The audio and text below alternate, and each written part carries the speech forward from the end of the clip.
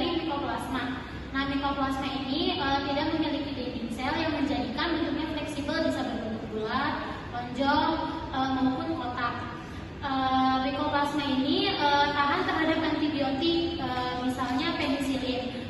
Biasanya hidup di dalam sel inang dan tidak membutuhkan oksigen untuk hidup.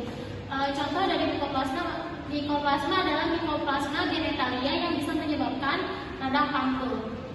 Baik, di sini saya akan menjelaskan cara penyebarannya. Yang pertama itu ada kontak langsung. Penularan terjadi pada saat sentuhan fisik, erat, atau pertukaran cairan tubuh, misalnya dengan berhubungan seksual atau berciuman dengan orang atau individu yang terinfeksi.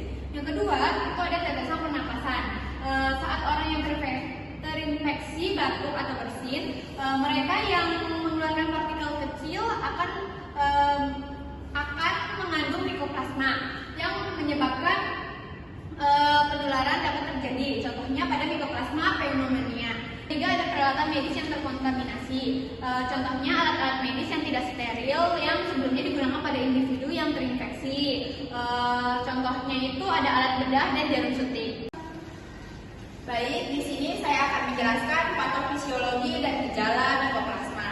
Patofisiologi infeksi mikoplasma pneumonia ini melibatkan penempelan bakteri pada sel epitel saluran pernapasan dan diikuti oleh produksi enzim dan protein toksik yang dapat merusak jaringan dan menyebabkan peradangan.